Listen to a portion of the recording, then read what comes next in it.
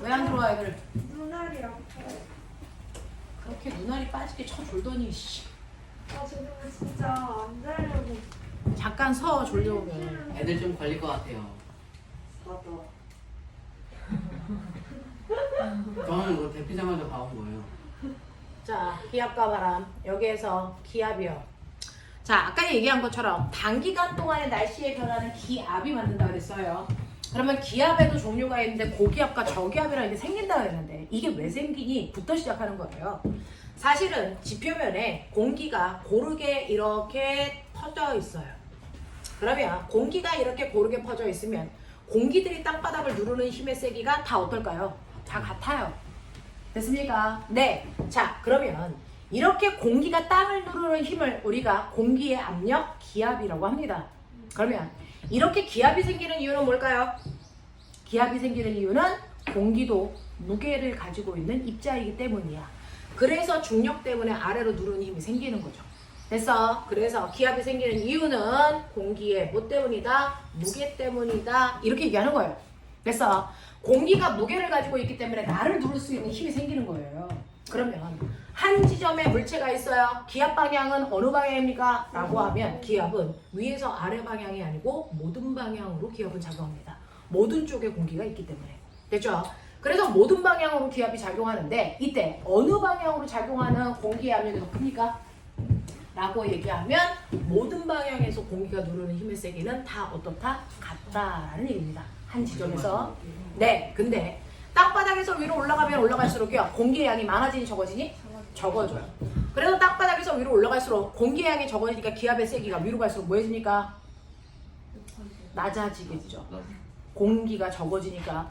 그래서 높이 올라가면 올라갈수록 기압이 작아지니까 반비례 그래프 이렇게 그리시면 되겠죠. 됐죠? 그 중에서 우리는 공기가 대부분의 공기 80%가 모여있는 대륙권에 살고 있기 때문에 그 공기들이 누르는 기압을 받고 있는 거예요. 됐죠? 자, 그런데 사람들은 실제로 지금도 너를 공기가 누르고 있는데 너는 기압을 느끼고 있니? 공기가 날 누르고 있어서 답답합니까? 못 느끼죠. 왜 못 느낍니까? 라고 하면 밖에서 공기가 나를 누르는 만큼 내 안에서도 밖으로 똑같은 크기의 힘으로 밀기 때문에 합력이 얼마가 됩니까? 0이 돼요. 그래서 기압이 작용해도 느낄 수 있다 없다? 없다라는 거죠. 그래서 실제로 과학자들이 기압을 측정할 수 있게 된 거, 기압을 느끼고 측정할 수 있게 된 건 얼마 안 됐단 말이죠. 자, 그러면 이러한 기압을 처음으로 측정한 사람이 누굽니까? 라고 하면 공기의 압력을 처음으로 측정한 사람이 바로 토리첼리라고 하는 사람이 기압을 최초로 측정한 사람이고 뭐 가지고 측정했니? 수은 이용해서 측정했죠. 됐죠? 그래서 수은으로 기압을 측정했어요. 수은, 기압계 이렇게 얘기하는 거예요. 됐어? 수은으로 최초로 기압을 측정했는데 측정하는 원리는 뭐냐면 이렇게 수조에다가요 물 대신에 수은을 가득 집어넣어요. 그리고 수은이 가득 들어있는 눈금 실린더로 뒤집습니다. 그러면 수은이 가득 들어있으니까 지구의 중력 때문에 수은이 내려가려는 무게가 작용하겠죠. 그래서 수은이 누르는 힘 때문에 얘가 밑으로 내려오면 여기에 있는 수면이 상승하겠죠. 근데 이 수면이 상승할 때요 사실은 수은이 밀어 올리는 힘도 작용하지만 밖에서 공기가 못 올라오게 누르는 뭐도 작용한다? 기압도 작용합니다. 됐어? 그래서 수은의 무게와 기압 사이에 관계가 생기는데 그 중에서 맨 처음에는 수은이 많기 때문에 수은의 무게가 훨씬 더 커요. 그러니까 어떡합니까? 얘가 밀고 내려오겠죠. 그래서 높이가 점점 올라가겠죠. 수조의 높이가. 자, 근데 점점 얘가 내려오면 내려올수록 수은이 빠지니까 수은의 무게가 점점 뭐해집니까? 작아지겠죠. 그러다 보면 어느 순간 수은의 뭐와 무게와 밖에서 공기가 누르는 기압의 세기가 뭐해지는 순간이 생긴다? 같아지는 순간이 생깁니다.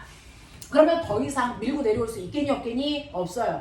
그래서 어느 순간이 되면 그래서 네, 더 이상 수면이 올라가지 못하고 멈추는 순간이 있겠죠. 그 멈추는 곳으로부터 수은의 이 높이 차이가 얼마? 76cm가 납니다. 그러면 결론은 뭐냐면 여기에 있는 76cm의 수은의 무게가 사실은 밖에서 누르는 공기의 기압의 크기와 뭐하다? 같다라는 얘기입니다. 알겠죠? 그래서 밖에서 공기가 누르는 힘을 우리가 평균 기압 뭐라고 합니까? 대기압. 대기압을 얼마로 놓습니까? 1기압이라고 합니다. 됐어? 이 1기압의 크기를 1atm 이렇게 쓰는데 1기압은 얼마? 수은 76cm의 무게와 같습니다. 그럼 수은 대신에 이걸 물로 실험을 하면 어떨까? 수은이 무겁니? 물이 무겁니? 물. 수은이 훨씬 무겁습니다. 나비. 됐어? 그러면 물이 같은 무게를 만들려면 훨씬 더 높아야 되겠죠?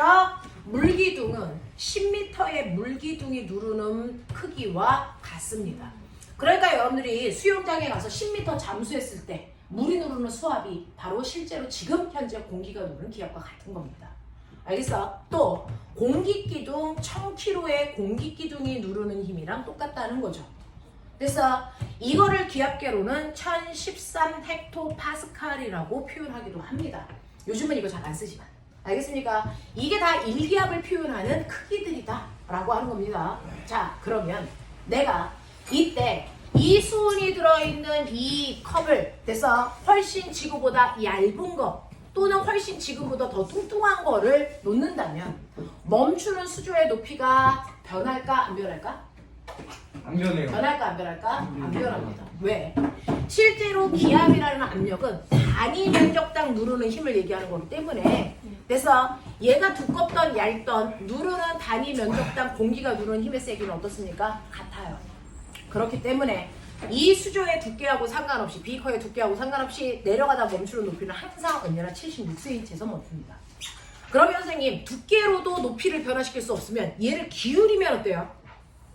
기울이면 자 수은이 빠져나가다가 멈추는 수직 높이의 변화가 있을까 없을까? 이 또한 없습니다. 기울기랑도 상관이 없습니다.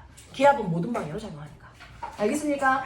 그러면 저는 어쨌든 간에 얘가 내려오다 멈추는 높이를 무조건 변화시키고 싶어요. 방법을 알려주세요. 방법을 어떻게 하면 될까요? 기압을 낮춰요. 자, 밖에 있는 기압의 크기를 변화시키면 되죠. 어떻게 하면 돼요? 들고 산으로 올라가면 됩니다. 들고 산으로 올라가면 올라갈수록 기압이 커지니 작아지니? 작아져요. 작아지죠. 기압이 작아지면 됐어? 얘가 멈추는 높이 또한 뭐해집니까? 기압의 크기만큼 낮아집니다. 알겠습니까? 이렇게 됩니다. 그래서 끌고 산으로 올라가면 높이도 낮아진다. 그래서 한 번 나온 적이 있었어요. 1기압일 때 76cm에서 멈췄는데 내가 산으로 끌고 올라가니까 얘가 멈춘 높이가 74cm래. 그 지점의 기압이 몇 기압이니? 라고 물어봅니다. 비례식으로 세우시면 돼요. 그래서 멈춘 높이의 기압이 x는 76분의 74의 기압이에요. 이렇게 계산하시면 돼요. 알겠습니까? 이런 식으로 해서 기압이 낮아지면 멈추는 수직 높이 또한 낮아진다는 거 기억해 두시면 되겠죠? 이게 바로 기압인데 이러한 공기들이 사방팔방에 다 있기 때문에 모든 지점에서는 기압이 작용하고 있단 말이죠. 근데 모든 물질은 서로 평행하고 균등하고 싶으니까 공기들은 다 똑같은 양 퍼져 있고 싶었단 말이죠. 근데 아까 너네가 배운 것처럼 여기는 모래고 여기는 물이야. 그러면 똑같이 햇빛이 비치더라도 온도가 올라가는 속도가 같아 달라? 달라. 자, 모래의 온도가 쭉쭉쭉쭉 올라가서 여기가 50도가 되고 여기가 20도가 되면 그래서 열평형에 의해서 여기 있는 공기도 50도의 뜨거운 공기가 되고요. 여기 있는 공기는 20도의 찬 공기가 된단 말이야. 그러면 상대적으로 더운 공기와 찬 공기가 생기죠. 그 중에서 무슨 공기가 가볍다고요? 더운 공기. 더운 공기가 가벼워서 밑에 있는 공기들이 가벼우니까 다 위로 올라가 버립니다. 그러면 아래쪽에 공기의 양은 뭐합니까? 줄어들겠죠. 대신에 찬 공기는 무거우니까 다 내려옵니다. 그러면 아래쪽에 공기는 점점 쌓이겠죠? 많아지겠죠? 그래서 더운 공기 쪽에 온도, 그 공기의 양은 10개만 남아있다면 찬 공기 쪽에는 공기가 1000개 이렇게 있는 공기의 양이 달라져요. 그러면 공기가 땅바닥을 누르는 힘이 같을까 다를까? 달라져요. 여기는 10개밖에 없으니까 10개의 공기가 누르는 힘이 작용하겠죠? 여기는 공기가 1000개 있으니까 1000개의 공기가 누르는 힘이 작용하겠죠? 그러니까 어느 쪽에 기압이 더 큰 겁니까? 공기가 많은 1000개가 누르는 힘이 세기가 훨씬 더 커져서 그래서 이렇게 온도가 낮은 저온 쪽이 반드시 뭐가 된다? 고기압이 형성됩니다. 그래서 온도가 높은 고온 쪽이 반드시 뭐가 된다? 저기압이 형성될 수밖에 없어요. 공기가 불균등해진단 말이야. 알겠니? 자, 그 불균등해지는 원리를 설명하면 저기압은 반드시 아래쪽에 있는 공기가 위로 올라가는 무슨 기류가 만들어졌기 때문이다? 상승 기류가 만들어졌기 때문이다. 그래서 땅바닥의 공기의 양이 적어진 거다. 맞아. 고기압은 하강 기류가 만들어져서 땅바닥에 공기의 양이 많아져서 누르는 힘이 세진 거다 라는 겁니다. 그러면 여기는 공기가 10개밖에 없고 여기는 공기가 1000개가 있으면 꼬맹아 공기양이 불균등하잖아. 근데 전체 우주에서 모든 게 다 똑같아지고 싶고 균형을 이루고 싶잖아. 그럼 어떻게 됩니까? 순간적으로 이렇게 공기의 양이 달라지면 공기가 많은 쪽에서 적은 쪽으로 공기가 수평으로 이동하려는 경향성을 갖습니다. 그 수평으로 이동하는 아래쪽 공기의 흐름을 우린 뭐라고 부른다? 바람이라고 부르는 거예요. 그래서 바람은 반드시 공기가 많은 고기압에서 저기압으로 불 수밖에 없다라는 얘기입니다. 이해하시겠어요?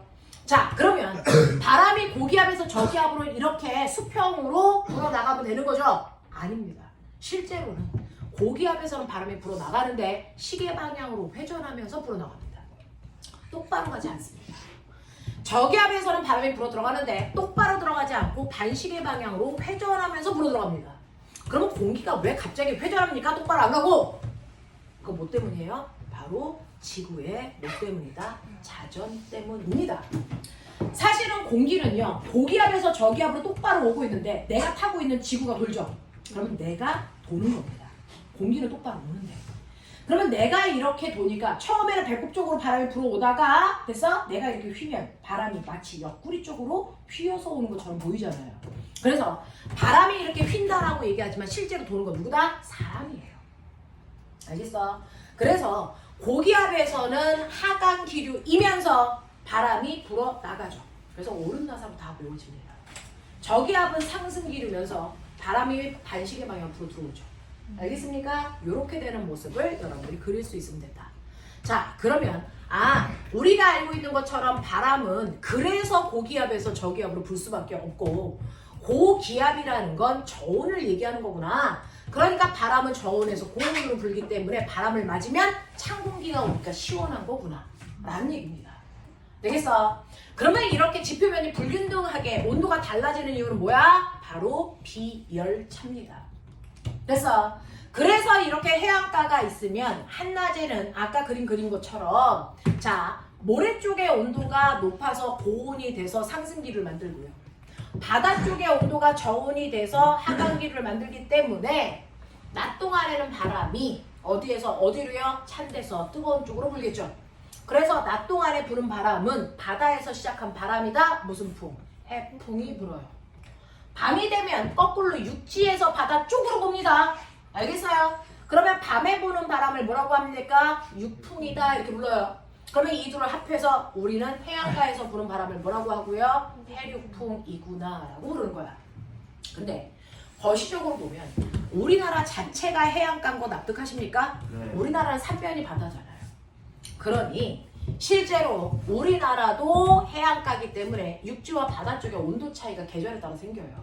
낮과 같은 계절이 언제입니까? 여름이에요. 낮과 같은 계절이 여름이라서요. 여름에는 바다가 시원하고요. 육지가 뜨겁단 말이죠. 그러니까 바람이 시원한 데서 뜨거운 쪽으로 이렇게 부는 거죠. 그래서 아까 북태평양 기단이 여기에 있고 됐어? 반대편에 저기압이 형성돼서 여름철에는 바람이 이렇게 불었잖아요. 이거 무슨 풍이라고 읽었어요? 남동계절풍이라고 읽었잖아요. 그래서 여름철에 부는 남동계절풍도 비열차에 의해서 생기는 바람이고요. 겨울철이 되면 바람이 거꾸로 이렇게 불잖아요. 무슨 풍입니까? 북서계절풍이 부는 이유가 바로 비열차 때문이에요. 되겠어? 자, 이런 식으로 계절에 따라 바람이 바뀌는 걸 우리가 계절풍이라고 해요.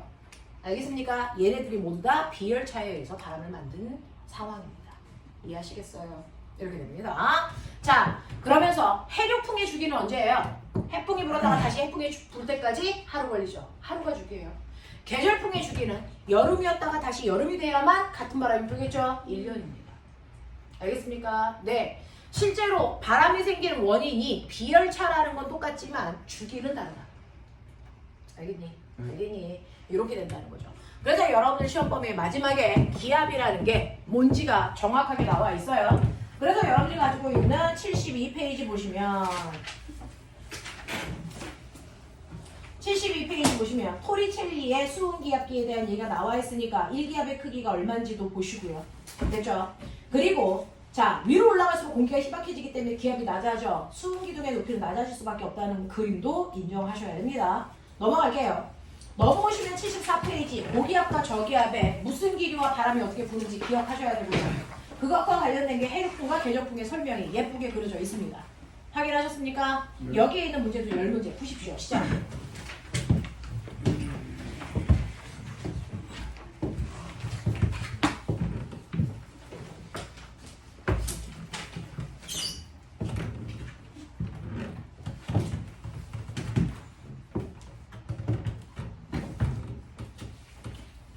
책좀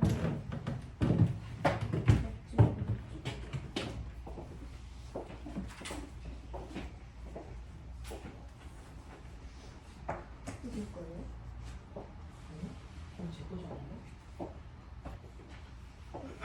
뭐가 막 돌고 있어. 그냥 제 세상에 있어요. 박지가 있고. 앞뒤 인생.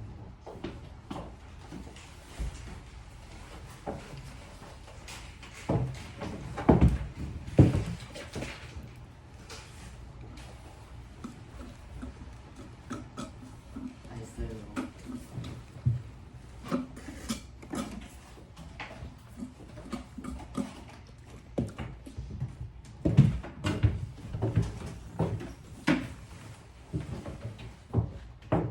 10번까지 다 푸셨어요? 저희 이 집중이 저번에 해가지고 저번에. 자, 그러면 나머지 사람들은 쭉쭉쭉쭉 책에 빠져있는 부분 하시면 되고요. 별 파트 안 들은 사람들만 선생님이랑 별. 자, 별 파트는 3학년 2학기 책에 있는데 3학년 2학기 책 가지고 온 사람들은 보시면 되고요. 없는 사람들은 거기 뒷부분에 보시면 프린트 뒷부분에 별 파트의 문제들이 있으니까 나중에 풀면서 보시면 되겠어요. 자, 별 파트 안 들은 사람 2명이죠. 그걸 뺀 나머지 사람들은 다 들은 걸로 알고 있고 핸드폰 집어넣으시고 문제 오토하고 프린트하고 다 풀면 집에 갈 수 있어요. 지금은 프린트 먼저 푸시면 돼요. 알겠습니까? 네. 프린트 그거 다 풀고 가시면 됩니다. 아까 10분 남았는데요? 네? 10분 남았는데. 10분 동안 푸세요. 어떤 프린트예요? 선생님이 책상 위에 다 올려놓은 프린트가 없는 쪽에 굳이 않으셨군요. 네? 없었는데요. 현명한 아이군요. 아예 없었는데요. 그러니까. 이 새끼야. 그러면 프린트를 만들어서 복사해서 줄 때까지 기다리려면 세워라 내워라. 집에 못 갈 수도 있다는 얘기죠. 아 아니죠. 누가 아니죠? 아니죠. 이게 다 풀렸네요. 자, 별 파트 안 들은 사람 저하고 별합니다. 자, 별 파트에서 우리가 해야 되는 건 뭐냐면 별의 뭡니까? 거리에 대한 얘기야. 그래서 별 파트 안 들은 사람 누구니? 자, 별의 거리입니다. 자, 지구에서 별까지의 거리가 얼마야? 라는 얘기예요. 됐죠? 자, 별의 거리를 재는 방법은요. 우리가 일단 그건 알아요? 뭐가 별이에요? 별은 스스로 뭐를 낼 수 있어야 된다? 빛을 낸다. 그러면 태양계 안에서 스스로 빛을 내는 애가 누굽니까? 태양이죠. 그래서 태양만 별이고요. 달이나 지구는 별이 되지 않습니다. 됐어? 자, 그러면 이렇게 태양처럼 스스로 빛을 내는 별까지의 거리를 지구에서부터 잴 건데 이 거리를 잴 때요. 됐어? 지구에서 가까이 있는 별들의 거리는 연주시차라는 걸 이용해서 재요. 됐어? 근데 지구로부터 먼 곳에 있는 아이는 거리지수라는 방법을 이용해서 별까지의 거리를 재야 되는데 문제는 가까이와 멀다의 기준이 뭐냐는 거죠. 됐어? 네. 자, 이 기준이 바로 100파섹이라고 하는 아이를 기준값으로 놓습니다. 100파섹보다 가까이 있는 별들은 연주시차라는 방법을 이용해서 거리를 재시면 되고요. 100파섹보다 멀리 있는 별들은 거리지수라는 걸 이용해서 별까지의 거리를 잴 거예요. 그러면 그 중에서 일단은 우주에서 거리를 재는 단위는 뭐니? 절대 킬로미터, 미터 쓸 수 없어요. 그래서 일단은 가장 작은 단위는 태양으로부터 지구까지의 공전 반지 이름을 나타내는 됐어? 이걸 기준으로 해서 1AU라고 하는 단위가 만들어진 거야. 됐어? 그래서 1AU라는 단위가 AU라는 천문 단위가 우주에서 거리를 재는 가장 작은 단위 거의 센티미터 개념의 단위야. 자, 그런가 하면 이거보다 큰 단위가 뭐냐면 광년이죠. 빛의 속도로 1년 동안 간 거리. 됐어? 그리고 이거보다 더 큰 단위가 파섹이라는 단위입니다. 그중 1파섹의 크기가 얼마냐면 3.26광년의 크기니 저기에 있는 100파섹이라고 하는 건 얼마를 얘기한다? 326광년의 크기를 얘기한다. 이렇게 되는 겁니다.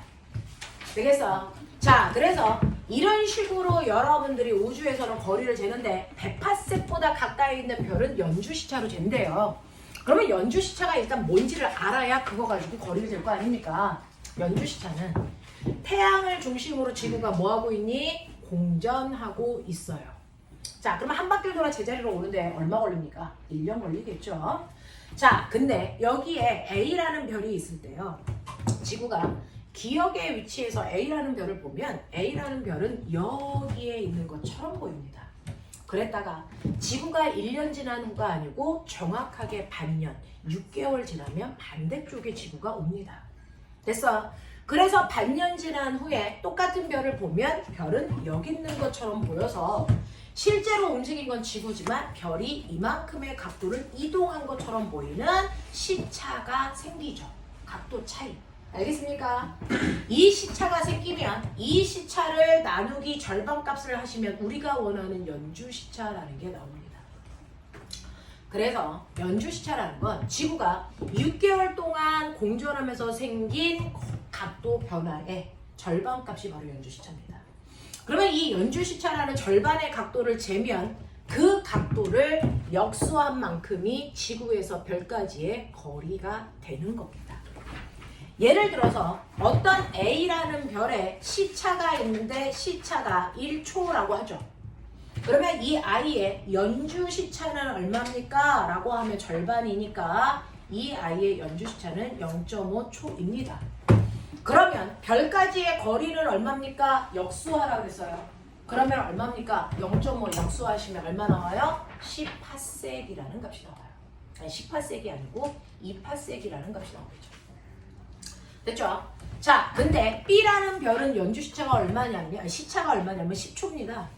그러면 이거의 절반값은 얼마입니까? 5초겠죠.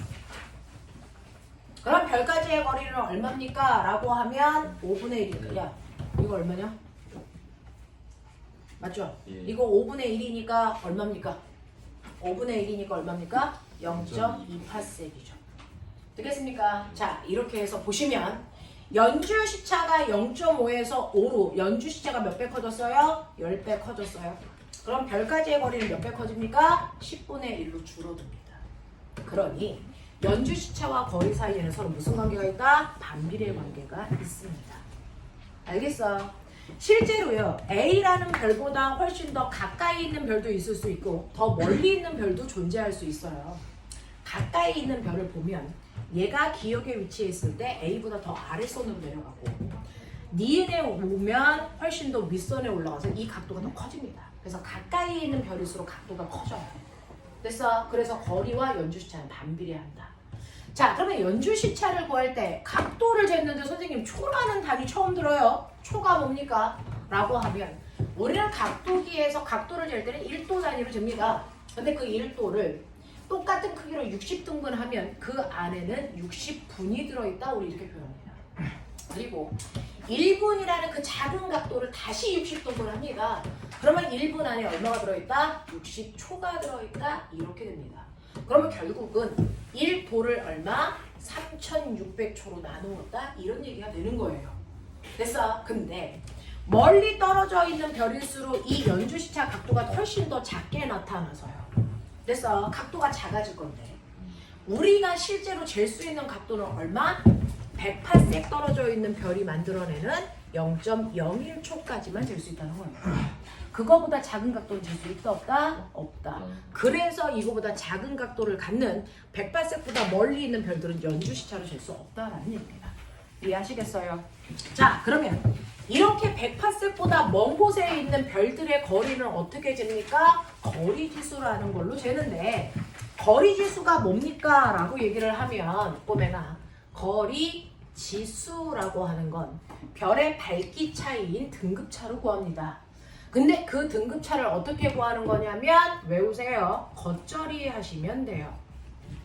무슨 말이냐면 겉보기 등급에서 절대 등급을 뺀 만큼이 별까지의 거리를 나타내는 숫자가 된다. 됐어? 라고 하는 겁니다. 그럼 빼는 건 어렵지 않은데 겉보기 등급이 뭐고 절대 등급이 뭐야? 이게 중요한 거거든요.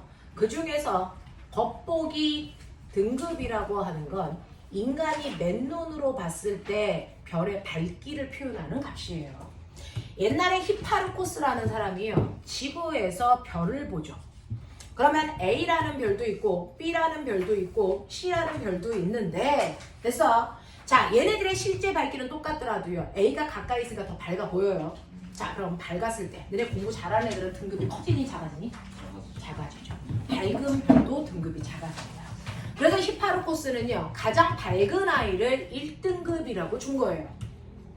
이거보다 조금 어두운 애는 2등급, 3등급, 4등급, 5등급. 그래서 우리 눈에 보일랑말랑 할 정도로 가장 어두운 별을 6등급까지 준 겁니다. 됐어? 그랬다가 갈릴레이가 망원경을 만들고 나면, 주영아, 정신 차려. 자, 6등급보다 더 어두운 별을 망원경으로 보기 시작하겠죠. 그래서 6등급보다 더 어두운 별을 7등급, 8등급 무한대로 주고요. 또 1등급보다 더 밝은 별이 나중에 발견이 되면 1등급보다 더 작은 숫자인 0, -1, -2, -3 무한대의 등급을 줍니다. 됐어? 그래서 지금은 등급을 무한대로 쓰는데, 이때 2등급보다 1등급이 밝은 거 맞죠? 네. 몇 배 밝아요? 이게 중요한 거야. 자, 한 등급 차이는 2.5배 밝기 차이예요. 그러면 3등급보다 1등급이 더 밝은 거 맞아요? 맞죠? 몇 배 밝기 차이야? 2.5의 2등급 밝기 차이야. 그래서 4등급보다 1등급은 등급 차이 빼시면 3등급 차이죠. 그래서 2.5의 3승 차이고요. 5등급보다 1등급은 2.5의 4승. 6등급보다 1등급은 2.5의 5등급만큼 밝은데, 5승만큼 밝은데, 이걸 계산하면 대략 몇 배? 100배 밝기 차이가 나온다. 이렇게 되는 겁니다. 됐죠? 그래서 겉보기 등급은요, 별이 어디 있든 상관없이 그냥 지구에서 봤을 때, 맨눈으로 봤을 때 누가 더 밝아 보여? 라고 하는 걸 나타내는 거짓말 밝기예요. 근데 나는 거짓말이 아니고 진짜 밝기를 보고 싶어. 그러면 모든 별을 같은 거리만큼 떨어진 곳에 놓고 밝기를 비교하는 진짜 밝기를 절대 등급이라고 해요. 절대 등급은 모든 별을 18색 떨어진 곳, 다시 말해 32.6광년 떨어진 곳에 한 줄로 세워 놓은 겁니다. 그래서 별의 밝기를 보는 실제 밝기를 얘기한다. 아빠가 다시 방 데려오면서 지금 가야 될 것 같아. 그거 다 풀고 가라고 했잖아. 네. 아빠한테 말할까요? 이거 어디까지 풀어야 돼요? 끝까지. 이거를요? 이거를? 아빠 어디 가는데? 네. 끝까지요. 우리. 조금 늦게 오시라고 아까 전화를 했었어야지. 지금 아니. 와 계실 거 아니야? 맞아요. 아니 아빠가 그 할머니를 갔다가 오시는 거라서 말씀드리고 올 때 저 데리고 가시는 거고. 네, 말씀드릴게요. 자, 너는 먼저 나가. 아, 네. A, B, C가 있어요. 얘네들의 겉보기 등급이요. 예를 들어서 얘가 -1, 1, 3이라고 치자. 자, 근데 얘네들의 밝기는 똑같아서 됐어? 3, 3, 3이라고 치자. 그럼 시험에 나오죠. 맨눈으로 봤을 때 가장 밝은 별이 뭡니까? 라고 하면 맨눈으로 봤을 때 가장 밝은 별 누굽니까? A죠. 실제 가장 밝은 거 누굽니까? 다 똑같죠. 그러면 실제로 가장 가까이 있는 별은 누굽니까? 라고 하는 거리를 물어봐요. 거리를 물어보면 거리 지수를 구하셔야 되는데 이거 어떻게 한다고요? 겉절이 하시라고요. 됐어? 겉보기 등급에서 절대 등급을 뭐 하라고요? 빼라고요. 그럼 이게 얼마 나옵니까? 마사. 빼라고요. 얘 얼마 나와요? 마이. 빼라고요. 얘 얼마 나와요? 0. 알겠습니까? 이렇게 나옵니다. 자, 또 다른 애가 있는데 얘가 5고요. 얘가 3이라면 빼면 얼마 나옵니까? 2도 나오겠죠. 뭐 이런 별들이 있다고 치자. 그러면 이 중에서요, 누가 제일 가까이 있어요? 숫자가 작을수록 가까이 있다는 뜻이에요. 숫자가 클수록 먼 곳에 있다라는 뜻입니다. 납득합니까? 근데 이 0이라는 숫자는 되게 중요하죠. 0이라는 숫자의 의미는 뭡니까? 라고 하면 얘는 처음부터 18세기에 있었기 때문에 겉보기 등급과 절대 등급의 크기가 같아서 0 나온 거죠. 18세기에 있었다는 뜻입니다. 그러면 0보다 숫자가 크다는 얘기는 18세기보다 먼 곳에 있다는 뜻이죠. 0보다 숫자가 작으면 18세기보다 어디 있다는 겁니까? 가까이 있다는 뜻입니다. 그래서 이렇게 되는 거고, 하나만 하고 끝낼게요. 지구에 어떤 아이가 있어요. A라는 별의 밝기가 지금 R만큼 떨어졌는데, 됐어? 얘 겉보기 등급은 3이고요. 절대 등급이 3이라고 칠게요. 근데 얘를 지금보다 10배 먼 곳으로 이동시켜 놓을게요. 그래서 10알 떨어진 곳에 있다고요. 그러면 거리가 10배 멀어지면 당연히 지구에서 보면 어두워 보이겠죠. 몇 배 어두워 보입니까? 라고 하면 항상 빛은 면적으로 퍼져나가기 때문에 이걸로 정사각형 만든다 생각하시면 돼요. 그러면 R보다 10R만큼 떨어져 있는 곳의 면적은 얼마? 100배 커지잖아요. 거리의 제곱만큼으로 밝기가 줄어든다고요. 맞아요. 그러니까 거리가 얼마? 10배 커지면 밝기는 얼마? 100배 어두워집니다. 그러면 100배 변했다는 얘기는 등급 차이가 몇 등급 차이 난다는 얘기입니까? 5등급 차이 난다는 얘기예요. 근데 어두워졌으니까 5등급만큼 커지면 되죠. 무슨 등급이? 겉보기 등급. 그래서 겉보기 등급에다가 5등급을 더하면 얘는 8등급으로 보일 겁니다. 절대 등급은 어떻게 될까요? 절대로 안 바뀌죠. 그대로 3등급입니다. 알겠습니까? 그래서 여기까지 여러분들이 별까지의 거리 정리해 오시면 됩니다. 되겠어? 네. 그래서 다음 주에 거기에 있는 5, 2 다 풀어서 채점까지 해오는 거 숙제예요. 알겠습니까? 네.